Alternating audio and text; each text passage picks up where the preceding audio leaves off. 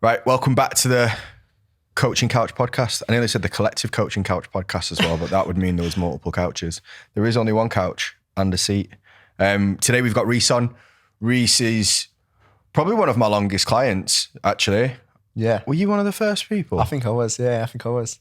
Reece is one of my at the time longest clients, and now he's come on board to help us actually, not coach, but like help some of the guys through growing their business and kind of lead them forward. So we're going to get a bit of an insight into kind of Reece's come up in the fitness industry, how he handles his business, and probably just a load of other assorted shit, to be honest with you.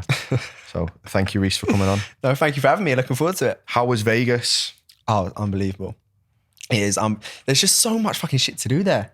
Like, you know, you're walking around, you think, right, I've got 3 days spare here. What am I going to do? And you think, I don't know where to fucking stop. You're literally looking everywhere. There's something to do. But yeah, Vegas was very, very good. Thank you. You're over there for a mastermind, weren't you? Yeah, so it was a 3-day mastermind. And then I booked an extra 3 days after just to chill, relax. You've got to when you go that far. You have to. I mean, getting there took me 24 hours because there was a cancellation on the flight and I had to get a connecting flight. So I got there to Chicago, missed the connection. So I had to go to Dallas and then go to fucking Vegas. It took me about 25 hours. You had to go to where? There. Dallas.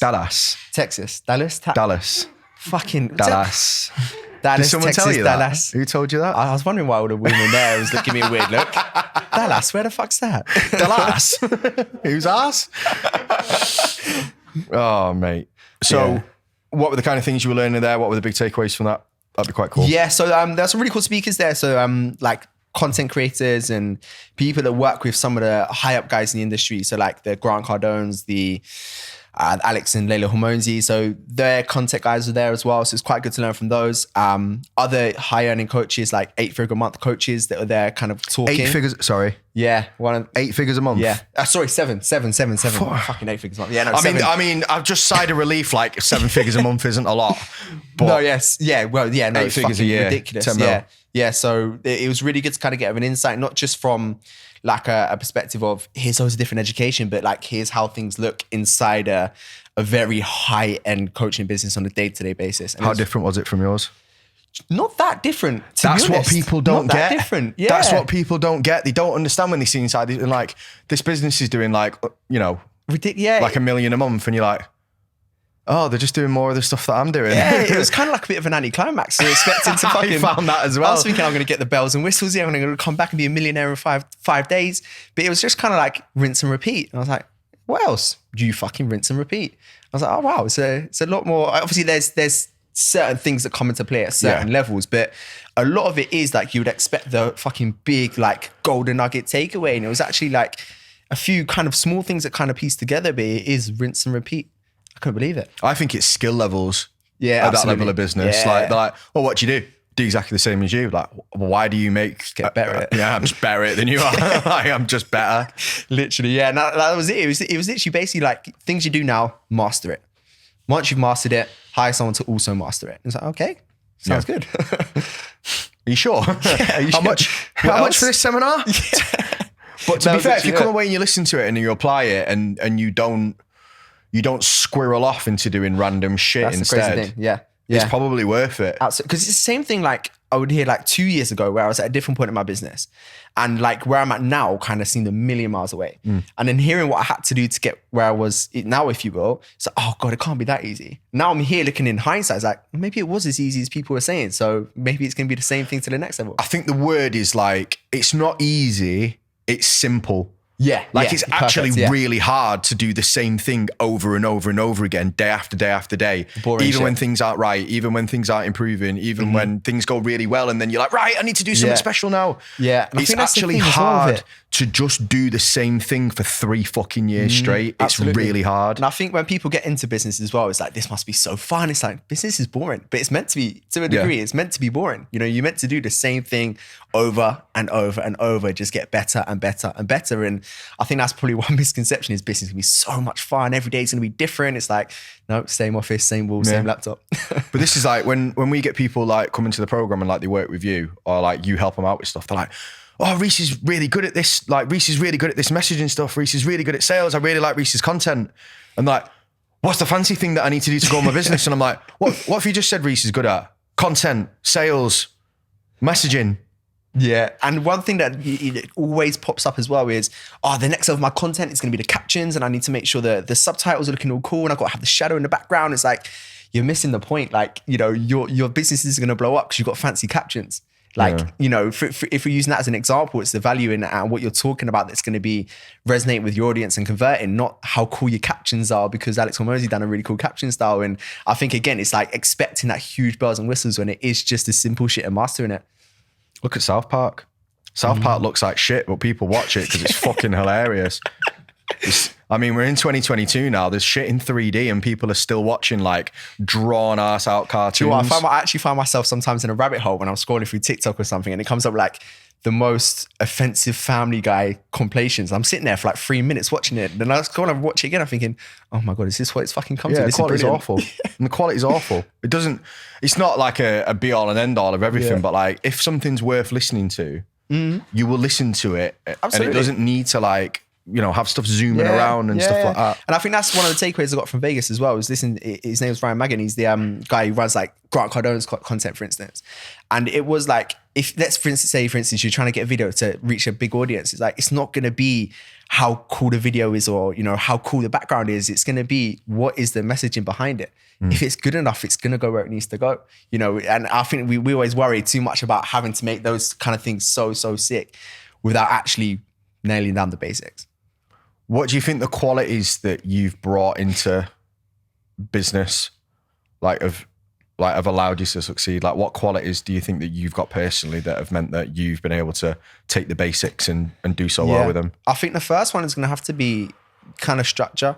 So for me, like, structuring the week and making sure that like at the beginning of the week, I know specifically what I need to do, how I need to do it, and why I need to do it, as opposed to winging it. Because I think as a business owner, it's so easy to just wake up in the morning and go, right, what's on the to-do list today? We're going to try and do that one. And then, right, I'm going to plan this one after. And for me, I say a big quality is just structure, because I think structure creates consistency as well. Because as a business owner, you've got to be fucking consistent. If you're not consistent and turning up each day doing the same boring shit, your business is going to hit the ceiling. So for me, I would say having the right structure, which gives me the right consistency to continue showing up to do the basics really well, I would say is probably one of the biggest qualities that I brought in.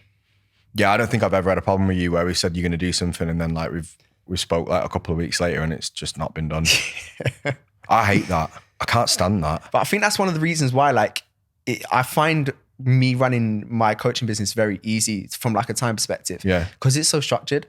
Like, it takes me a couple of hours a week to run my whole business because it's just structured, and I don't have to fucking wake up in the morning and go, oh shit, I forgot to do that yesterday, and now I need to add that to today, and then I need to do this, and then it's just structured. So things just kind of clockwork now. Yeah, I'll never understand it. I think because you're quite driven as well, like you understand that the tasks need to get done, so you just do them in a timely manner. I feel like a lot of people, they don't trust the process with stuff like that. So because they don't trust the process, they don't see the point in doing it, and therefore they just long out actually doing it. And then you're like, 100%. I mean, I used to find that a 30-minute task used to take me 3 hours. Easy, 3 hours, 4 hours. Because I used to procrastinate on it, sit on it, try and do it again, and it took me so fucking long. I think you've got to go through that at first though. Like there's always a skill level. Like even when we hire someone to do a job, like we know it's going to take them longer to do when they first start. So like we know that we've got to allocate more time for it, because you are just going to be slow at stuff to begin with. Yeah, absolutely. And like we get people, I've got to be doing this all day. And I'm like, it will take you about an hour and a half normally, but are you going to get good at something if you don't do a lot of it? 100%. Yeah, 100%. Couldn't agree more with you.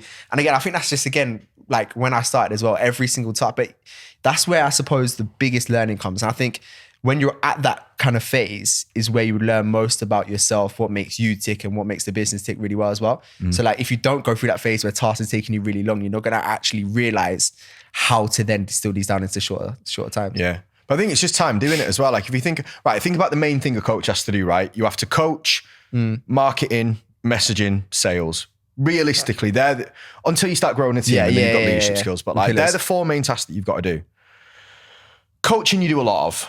Yeah. Right? That's probably the one that people are best at because they do the most of it. The other things, they try and avoid it that much. No wonder they're fucking shit at it. Like if you think, right, even if you suck at sales, if you get a sales job, like in telesales or something like that, or you're selling software on, how many calls do you have to do a day? They're like, right, Relentless. 6-7 calls a day. And then in between that, you're outbound cold calling people, Yeah. trying to get appointments booked, right? How many calls do most online coaches get a month? Yeah, 100%. 5 or 6? And I mean, I used to, because when I was doing my apprenticeship, so I got promotion to the sales team when I was selling memberships. And in the morning, the owners of the gym were big business people, and they were very, very, I'll probably see those as my first mentors. And they were actually students of Grant Cardone as well.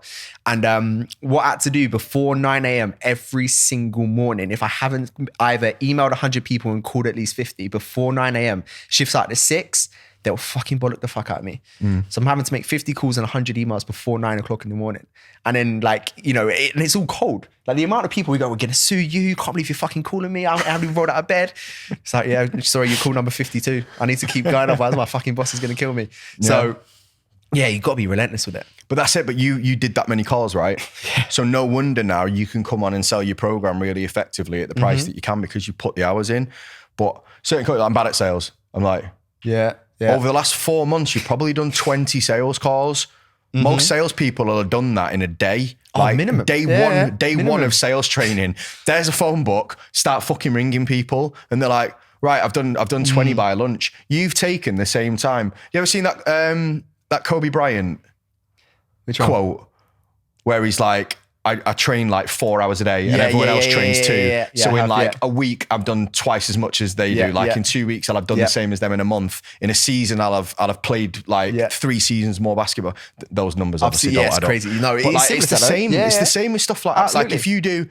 if you do an extra hour of messaging a day, every single day for 12 weeks, like you've done double what someone else might have done. Absolutely. Yeah, 100%. So you'll get better twice as fast. And I think it's so important to, like, again, there's little things that people obviously like delegate those things too early as well. Like they're fucking skills you've got to master. And I like, for instance, when I was talking to one of the coaches who made the 7 figures a month, like every now and again, he'll just double back into sales calls just because he feels like he just needs to sharpen the axe, or dabbling into like their own kind of VA work if you're in conversation starting. And it's like, you need to be fucking in there all the time to get better. It's a skill. Like, you know what? I made that mistake, and Vicky's on a course this last couple of weeks, and I'm fucking shite at sales now. I've not done sales in like 4 months, and I'm fucking terrible. The first one, genuinely, I was like first day at school. We were on the phone. I was like, what? And honestly, I just coached him. I did the worst thing that you can do on a sales call. I just like, right, this is what we need to do. Didn't sign up, clearly, obviously. They're onboarding call for a sales call. Oh, mate, honestly, it was so... honestly, like, me, like, I know what I'm doing. I had to text Vicky, like, Vicky, you send me that fucking sales script over. Now I've got a call in 5 minutes. She sent it to me. I didn't have access to it on Google Drive. I'm fucking slamming this button, like, request access. It must have spammed the fuck out of her. Like, belling her, like, let me in this fucking document. This guy's about to get on this call. It was, honestly, it was awful. But that's because I'd taken 4 months off not doing it. Like, Vicky, you've done every sales call for 4 months. So, like, now... I know that like once a month, I've got to book myself. I'm going to do a messaging shift. I'm going to do some sales calls. I'm going to make sure that I can still keep on top of that stuff, because like it comes down to you. Like if I made like, the same mistake. If Vicky's off, like who the fuck else is going to do it? I made the exact same mistake. I got plumbing into my account. He was doing about 5 hours a day. I thought he's doing fine. I ain't got to do it now. And then he kind of I wanted him to do even more hours. And then he couldn't take it on. So I'll fucking do it now myself then, fuck it. And I was thinking, where the fuck do I start? How do I start a conversation? So I had to again just go back through my own fucking coaching that I used to give to plumbing and fucking relearn it all myself. But again, I had that exact same mistake. It's awful. But that's one of the things I think when you come to scale, like you can only teach someone like what you know. So I feel like if you've not got your hand in it, like consistently, like maybe your first staff member might be decent, but like the next one you train is going to be shite because you're terrible. Yeah, 100%. And I almost had to relearn myself, because then when I had a second VA, I had to get plumbing to teach him, because I was a bit like, fucking hell, I've kind of forgotten what to do now. And you know what, like the mad thing is, like neither of us have been doing this that long. Yeah, fucking hell. Like, I can't sit down and say like I'm a master of sales. There's some people that have done 30 years in sales. They forgot more than I've done about sales. 100%, I was teaching kids fucking... I'm not doing the photosynthesis song, by the way, before we get on to this, because I nearly mentioned the photosynthesis song again. You can do this fundamental process. I'm not even looking at the words. And they usually call this photosynthesis. And I just know better. I just know better now. But like, yeah, like, you know, 5 years ago, I was doing that. Yeah, that's crazy. I know. I literally feel like, I mean, obviously I'm still quite young, but I literally feel like I started yesterday. I feel like I started my whole fucking online journey yesterday. I still pay people to do training. I'll still go away and like do a sales course. Yeah, 100%. Even if their business isn't great, if I think they're really good at sales, I'll pay them and do a sales course. Yeah, absolutely. Yeah, I think that's so important as well. So important. Because I feel like, you'll never fucking know everything, ever. And there's always gonna be new things. And again, half of it I find as well is just kind of reminding yourself of the old shit. Like I find if I do a lot of courses, a lot of it is all the stuff that I already know, but it's just kind of re-sparked and going, oh shit, yeah, I forgot about that. That's a great one, that. You do learn stuff like that as you like get further on though. Like I'll pay for a course, right? And 99.9% of the course will be exactly the same as another course I've done. But there'll be 1% of it and I'll be like, that's really fucking good, that. Like, that's really good. Yeah. And then you implement that one thing and over the course of your whole business, like lifetime, that might make you like 5 million 100%. quid. Yeah, But some 100%. people will get the course and be like, this is 99% the same as the other one I've done. It's just shit this. I've already done this. And I think as well, with like, there's so much shit that's involved in being a business owner, that's involved in being a coach, that sometimes you just need to fucking remind yourself of the basics. Like a little course, you can take away a nugget that you already know and think, God, fucking hell, I can't believe I've stopped doing that. I haven't done that in ages. Yeah, I haven't done it in ages. I need to do that again. That's what I take away from it. And things change as well. Yeah, I've noticed. So like, if you did a course 3 years ago, completely your course different. is nigh on irrelevant now. 100%. 100%. Especially like with things like to do with social media and stuff like that. Yeah, I mean the easiest way You to look at started in that, lockdown, didn't you? Yeah. How easy was it to get clients in piece of lockdown? piss. You do it. Here's a client transformation. Would you like coaching? Yes, no. Yes. Press the button. And I think like a good example of that is just to see how, for instance, if you just take Instagram at face value alone, like back then it was either an IGTV or a 2,200 word fucking copy on a post. Now, if you ain't doing a fucking reel for 30 seconds, you're fucked. Like it's just so like, if I'd done an Instagram course 3 years ago, for me, it's completely different now. Everything's changed. I just see that some people don't get with it though. Like they just don't change. Stubborn. I think it's just too stubborn. Yeah, it's stubbornness. So my way works. And I'm like, my way works, someone else works. Yeah. It did work. Yeah, I hate that. I'll never get that. My way is the only way that this will work. I'm like, I even went through one of those stages. I went through it on a stage where I thought, I've got it nailed now. I don't need anything else. I know exactly what to do. And then you hit that brick wall again a couple of months later. I fucked it again. No, maybe I don't know everything. Whoops. Oh well, back to the drawing board. Yeah. Yeah, I think you've got to do that all the time, to be fair. I think I don't know, like, what's the kind of driving force between you, like, keep pushing your business now? Because you're at a fairly healthy level, right? I'm assuming that the financial state of the business doesn't really make that much of a difference to you. Yeah, personally. I mean, for me, it's always kind of like going back to I suppose, like the bigger mission of which you're trying to do. So for me, I see the bigger picture now. Like before, it was always about like, that monthly target would be quite nice. So I wouldn't mind making that a month. But I do feel like you get to a certain point where lifestyle doesn't change that much. No. And it doesn't become that exciting anymore. So then you kind of like attach with a bit of a bigger purpose. And now for me, it's the thing that kind of wakes me up each morning even more now is how can I do this for other people? Like for me, if I can help somebody else reach that income goal, or if I can help somebody else reach their fitness goal, for me, that's actually driving me forward even more now. So for me, I think the thing that kind of wakes me up each morning is the bigger purpose now, that before it used to be, what does Stripe say today? I wake up in the morning, what's my Stripe account this morning? Now it's looking at the bigger picture and how can I help somebody else today? And I think that's for me what drives me forward even more. What, do you get a bigger buzz out of, like helping people with the fitness stuff or helping people with the business stuff? Business stuff, definitely. I think for me as well, the way I see it is, if I do the fitness stuff myself, I can impact my client base. If I help somebody else with their business and their client base, all of a sudden, double amount of people has been impacted. So for me, definitely the business stuff, I think. Yeah, I think of it a little bit that way. Not quite as direct as that. I think for me, like one of the things is like, there's a load of good coaches that leave the industry really, really, like, you know them, right? You know the ones that are really good coaches, but they just don't know their ass and their elbow with business. 100%. Yeah. And you just know that like, as soon as you actually like get any responsibilities in life, like a family or a mortgage, like you're going to go and work in Tesco. Yeah, 100%. Because at least it's you'll get a shame wage. as well, because I know some proper, there you goes. I know some proper educated coaches, great fucking coaches, but because they don't have the business side of it, they don't go far in the business and they're not able to implement what they know. And then they end up leaving the industry. And it's like, fucking hell, if you just understood how to just do the simple shit in business, you would fucking fly. You wouldn't believe the people that we get in our inbox sometimes. Yeah. Like the caliber of people where you're like, you need help. Yeah. And they're like, yeah. Yeah. Like my business is fucked. Yeah, Like, I don't know what I'm absolutely. I doing. can imagine. Yeah, I can imagine. I think it's just two completely different skills. I think people think I'm a good coach, so it means I'm going to be a good businessman. Unfortunately not, mate. I just think there's a load of negativity with it as well, isn't there? There's like, well, you got in it for coaching. I'm like, do you think brain surgeons go like, oh, listen, guys, this is a bit much, this. I only got in this to save people's lives. Like, pay the nurses more. Yeah, of course not. No, Did they fuck? of course not. But I don't know why in coaching there's this almost like, they look down on people who like want to earn more money. They're like, how dare you try and turn this for your own gain? Yeah. How dare you? That's what I'm Usually people who have come from money, to be honest with you. Yeah. Oh yeah, 100%. But I think having that as well, like for me, quite similar to you, I enjoy to do shit. Like, I enjoy to be able to not have no stress and book a holiday, or not have no stress when I'm there thinking, oh, that meal looks nice, but fucking, I don't know if I can afford it. Like, it's just nice to be able to just enjoy things without having to fucking worry. Like growing up as well, always worried about money all the time. It's always like, shit, where's the next paycheck coming from? Like, you earn £3.50 an hour. It's like, mate, I didn't open my mail for 6 months at one point.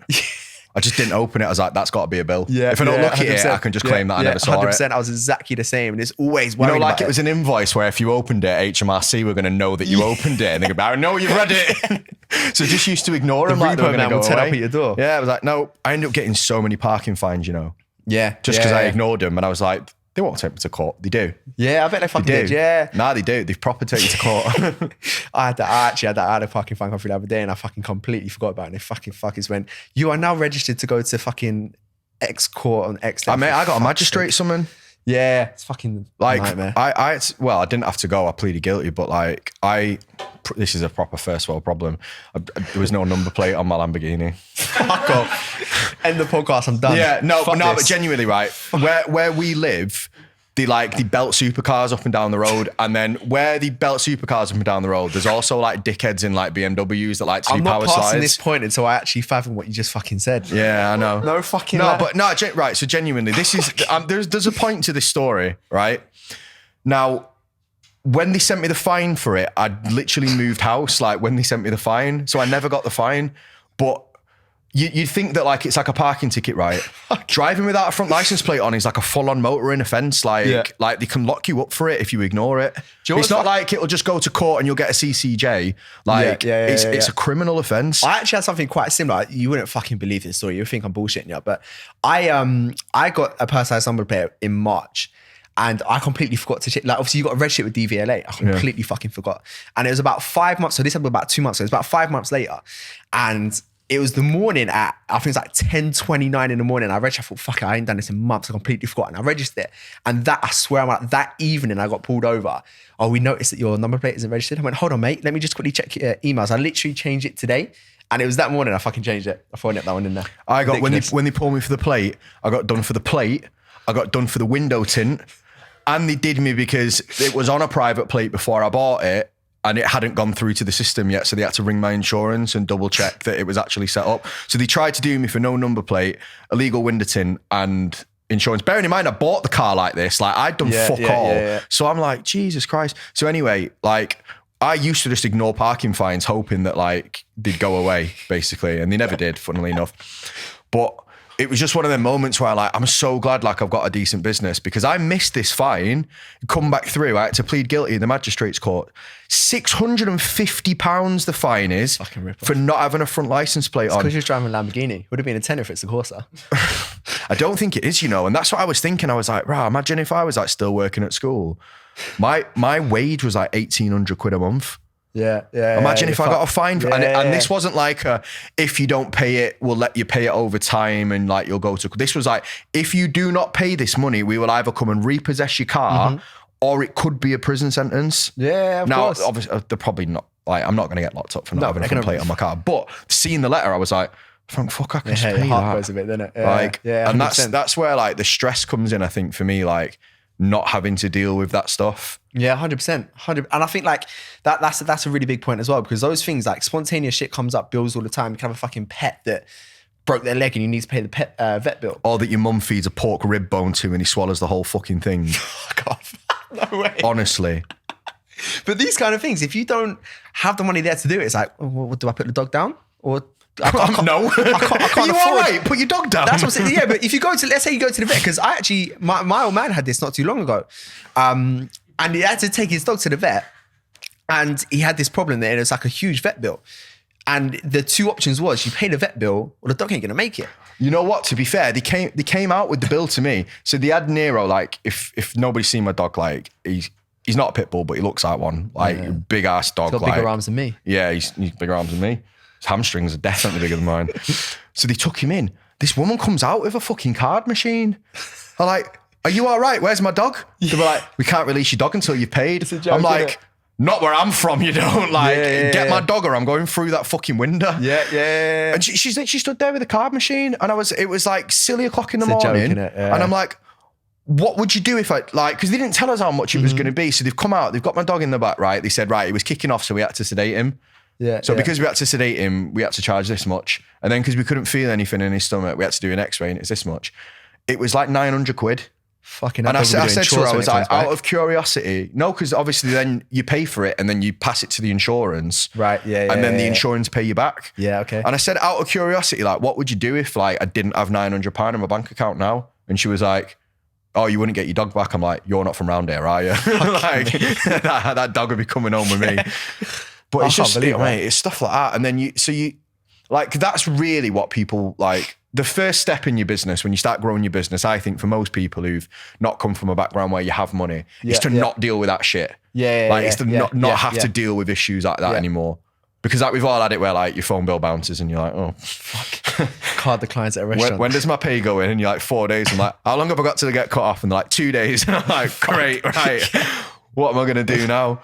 And it's just to not have issues like that. I think the first thing. So there was a bigger picture than just I bet people would probably listen to this podcast thinking, I learned what to do if I don't have a number plate on my Lamborghini, but yeah, no, there's an actual point behind it. it. But then you see people like look down on people who want to grow their businesses like, oh, you're only interested in money. I'm like, maybe you don't understand how much that not having to deal with those issues actually improves your life. Massively. Like I sleep well at night. There was times where like I didn't sleep for ages. I don't know how long, like, but I wasn't sleeping very well stress. for ages. Just because I was that stressed. Yeah. There was like bills and I was getting like, this is your final, genuinely, right? Yeah. I was having to rank stuff. I was like, right, this is the first time that's bounced, so I can ignore that for a couple of weeks because I've got 2 more times there. This one's got red on it, so I need to pay that now. I had the same thing as well. Like when I moved to the other gym I worked at as a gym instructor, so we used to get about 500 quid a month, and I used to obviously run out of money before it ran out a month. So I used to say to, his name was Ajit, the owner, I said, look, can I get half of next month's pay early? So then I'd get sent 250 early. So then the following month, I would get 250 as my paycheck. So every month I was like, can I get half of next month? So I get paid 250. I'm thinking, how the fuck am I going to pay anything? Car insurance, phone bill, what the fuck am I going to do? Yeah. I used my overdraft in my bank account like it was my money. Yeah. So like if my overdraft was like minus 1,500 quid, but I had a 2 grand overdraft, I was like, I've got 500 quid. Yeah. My brain actually worked that way for ages. When there was a positive in it, I was like, oh, that's weird. I was exactly the same. And that's when I ended up just fucking off all of that. I went self-employed when I was 18. Just thought I can't rely on fucking other people for my paycheck. And that's when I first went into business when I was 18. And I thought, I'm just relying on everyone else to pay my bills. So I thought, fuck this, I need to do this myself because then I can rely on myself to do it. You know when I knew? I was working in a gym and I was doing like a reception shift and it wasn't like a proper reception. It was like, and there was a foreclosure letter that they'd left open by accident on the thing. Right, and I was running my business out of this gaff and it was like, if you don't pay the rent in 3 days, we're going to put a padlock on the building. And I'm like, yeah, I'm not trusting no one with this anymore. There's no chance. But I mean, to be fair, I went self-employed, but I was kind of pushed into it. Because I used to do 30 hours paid shifts and 10 hours free to cover rent. And he had CCTV in the office. And anytime I was on shift, I'd lock the office door. So the office was / reception. I'd lock the door and just be on my laptop, just trying to work on my own shit. And he goes, look, Reece, we love you to work it, mate, but you don't do shit. You don't do nothing for me. Like every time you're on shift, I can see it on the CCTV, you're just on your fucking laptop inside. You got members waiting at the front for 5 minutes. You don't see them because you're on your laptop. So he kind of pushed me into it. So I say that, but he kind of pushed me into going self-employed, but fuck me, best thing I've ever done. Yeah, absolutely. How do you feel like earning the kind of money that you're earning at your age? Does it even really resonate with you? Oh, it does massively. Fucking massively. Like, I mean, if you were to tell me, I mean, the way I look at it now is completely different to before. So now I think, fucking it's nowhere near enough. Like, I'm looking at the next, like, I've always been the type of person that's always looking at the next milestone. So I never actually take time to sit back and appreciate it. So I don't feel a type of way about it now. But the only time I ever do reflect on is it if someone said to me 3 years ago, you're going to do X in 3 years' time, I would say, fuck right off. No chance. No chance in a million years. But right now, I don't ever look at it like that. It's always, there's so much fucking more. Like, I don't think people actually fathom the fucking opportunity they have in this industry. There's so much money to be made. It's stupid. Like, I couldn't believe how much potential is in this industry and what you can do as a business owner and as an entrepreneur and as a coach. So now when I look at what I do now, it's like, I'm not even scraping the surface. Like, I'm nowhere fucking near it. That's the way I look at it now. So I don't really get time to reflect on it, to be honest with you. But if you were to, the only time I do is if I was to say, right, 3 years ago, look 3 years ahead, you're doing X, I'll say no chance.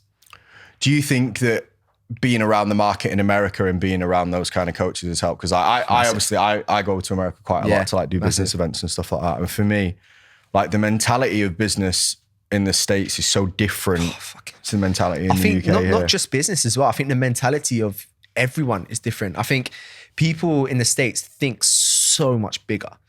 Everything is just like the way I kind of look at it is, in the UK, it's very like, you got to be safe, do your 9 to 5 and just make sure you're safe. In America, I think it's very like, you know, you push your boundaries. And that's one thing I loved about this program as well, is the community around it is a very driven community. I think when you surround yourself, especially as a business owner, when you surround yourself with other high performing business owners, that alone is enough to drive you forward. If you take no information, but you just take the people you get to spend time with within the program, that alone will fucking quadruple your business. So I think, yeah, for me, that was a game changer.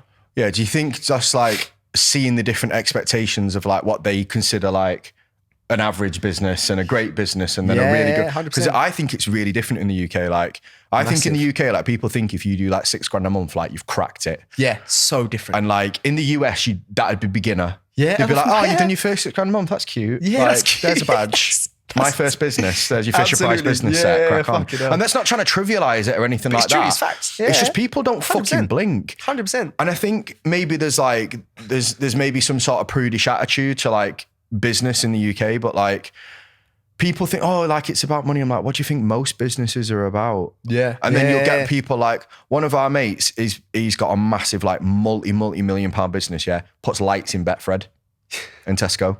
Just, you know, like strip lighting. Unreal. Put strip lighting and stuff. Yeah, 100%. There's so many people who have businesses like that. Yeah. Like, your mate's got, what does he do? Sells cakes to high people. Yeah. I mean, not high people, all high people, but he sells basically cakes to stoners. Turnovers in its millions, selling cakes. It's ridiculous, isn't it? It's fucking ridiculous. But people don't talk about it as much, I don't think. I think it's looked down upon. And that's why I'm like it's always so... massively. Yeah, that's why I'm always so like, you know, look at what you can do. Look at like... When I got my watch robbed the other week, didn't I? Yeah, got it back. Won't tell the story, but it's back.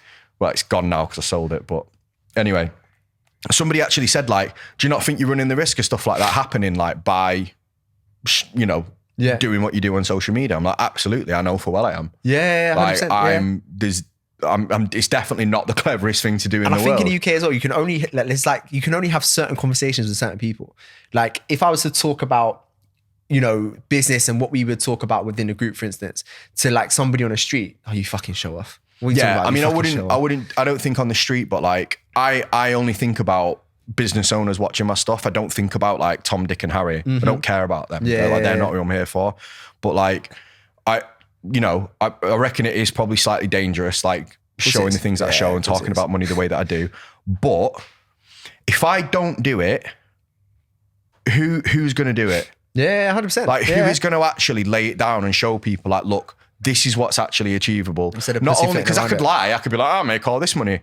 I can't do some of the stuff I do without having money. Like there's no smoke and mirrors about it. You can't bullshit it. Like I think that's you can't lease everything in the UK as well. Yeah, I think a lot of people pussyfoot around it, but I think it's important to show, look, this is what the fucking you can do. Yeah. This is what it's really like. This is, you can see X, Y, and Z pretending and pussyfoot around it, but this is what it's actually like. I'll tell you the truth. And it's like, you know, my dad did flag curbing. Like he literally put like curbs in the floor.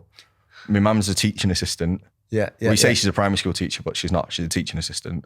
Like, if I don't show like, look, this is what you can do. And it's not like I'm a footballer or I'm a rapper, which is like, you know, a lot of it's talent, right? Like you can't really, you can learn, but you know as well as anyone, like you've either got it and stuff like that or you haven't. You're either going to be a pro footballer or you're not. You can tell from when they're a kid. Yeah.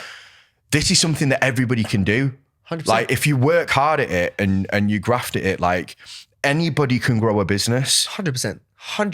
Yeah. So like if I don't show this kind of stuff and I don't do this kind of stuff, people are just going to sit there and be like, oh, maybe I can earn 50 grand a year. Yeah. And I think it helps people think bigger. I think as a business owner, a lot of people's limited belief or one of the reasons they don't grow as a business because their limited belief is that they can't.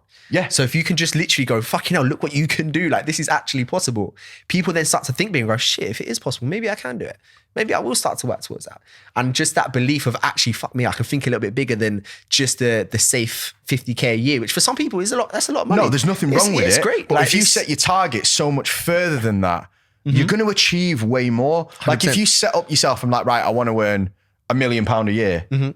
You're probably going to breeze past 6 figures without even thinking about it because it's not even, you know, you're not even on the scale of doing $1 million a year, doing 100 grand. When you sell it low, you get complacent as well. Like for instance, if I remember when I first joined you, I thought, fuck me, if I can make 6 figures, I'll be flying. Yeah. And then when I made it, it's kind of like I had like that sudden thought process of complacency.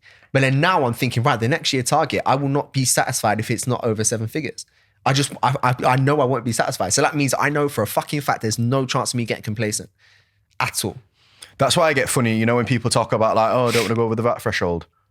Yeah. All I hear when people talk about the VAT threshold is I don't back myself to make more money. That's all I hear. That's all I hear. I don't want to go over the VAT threshold. It's a tough pill to swallow on the front end.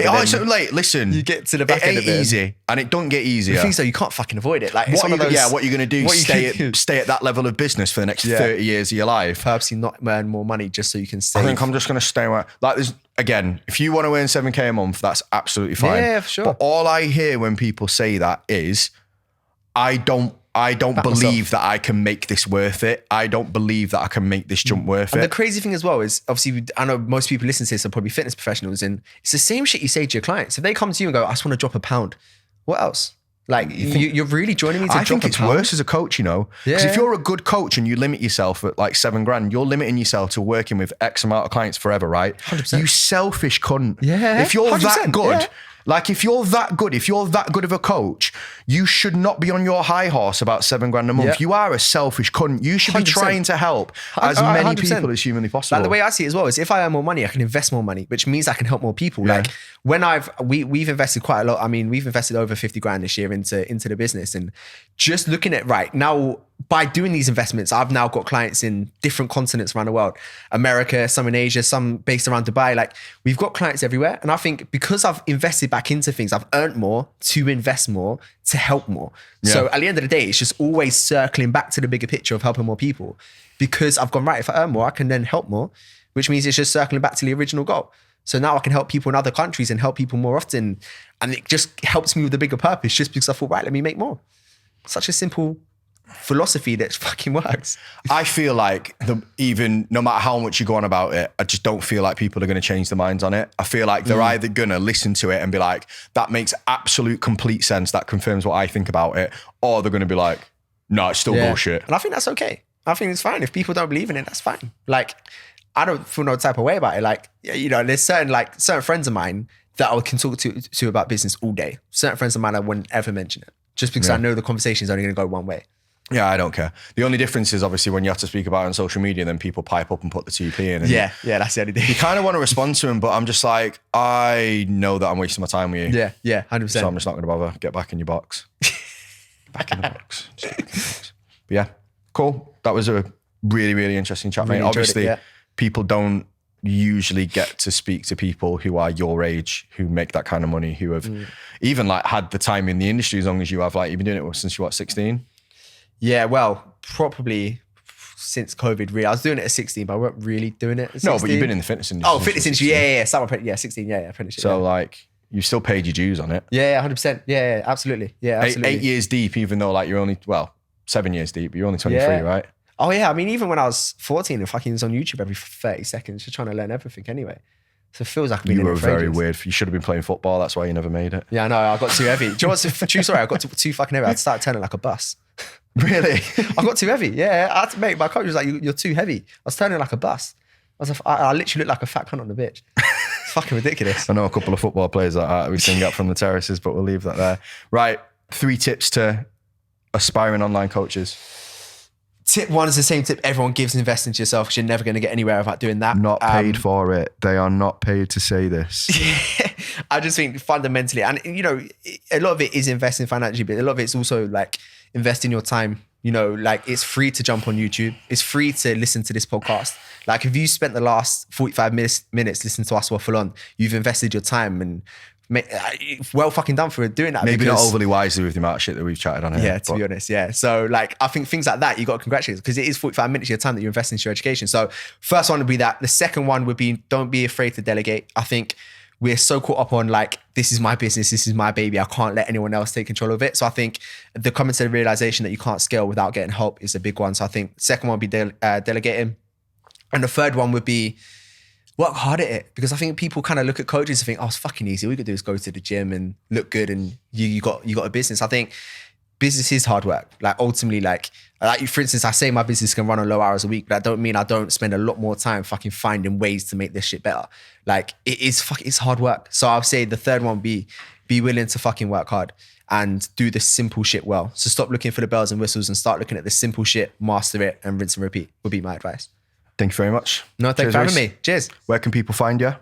So on Instagram, it's HallardFit, HALLARDFIT. And then we also have a podcast, the Elite Body and Performance Podcast as well. Steve's been on there. We actually had a really cool podcast last week. So jump on there and listen to that as well. Thank you very much. Thank you.